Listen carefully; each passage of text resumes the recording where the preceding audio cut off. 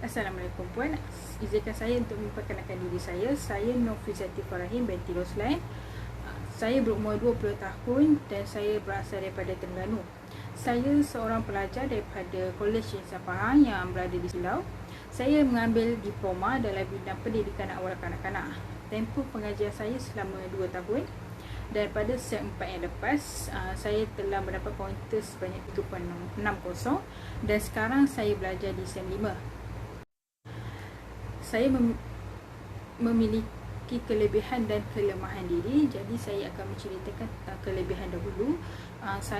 Kelebihan yang saya miliki ialah saya dapat berkomunikasi dalam 3 bahasa, iaitu bahasa Melayu, bahasa Inggeris dan bahasa Cina. Kelebihan yang kedua pula ialah saya dapat menyediakan satu aktiviti yang menarik untuk kanak-kanak sebelum memulakan sesi pembelajaran ataupun selepas sesi pembelajaran. Yang ketiga pula ialah saya dapat menyelesaikan masalah dengan tenang dan juga baik dengan menggunakan cara-cara penyelesaian yang bijak dan juga yang efektif. Antara kelemahan yang saya miliki ialah saya suka untuk menerima kritikan daripada orang lain, tetapi sekarang saya berusaha untuk tidak cepat marah dan menerima kritikan itu sebagai peningkatan diri saya.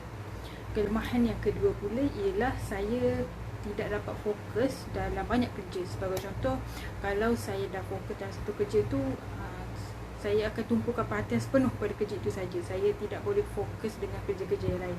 Tapi sekarang saya cuba untuk melatih diri saya untuk fokus terhadap kerja lain. Saya memilih kerja sebagai seorang guru kerana saya minat dengan sesi pengajaran dan pembelajaran di sekolah.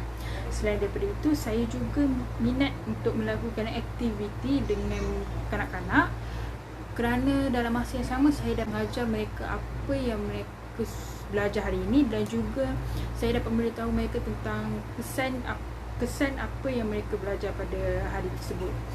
Selain daripada itu, saya memilih kerja sebagai seorang guru kerana saya minat dengan sesi pengajaran dan pembelajaran di sekolah.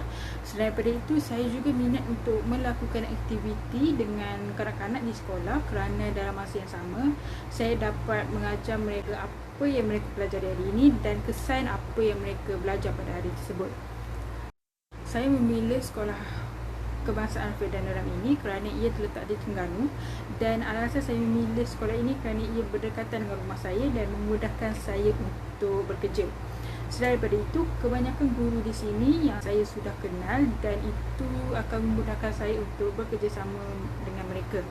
Matlamat saya untuk 5 tahun akan datang ialah saya ingin menjadi seorang guru yang berjawatan dan mahir dalam pengurusan sekolah dan juga pembelajaran murid.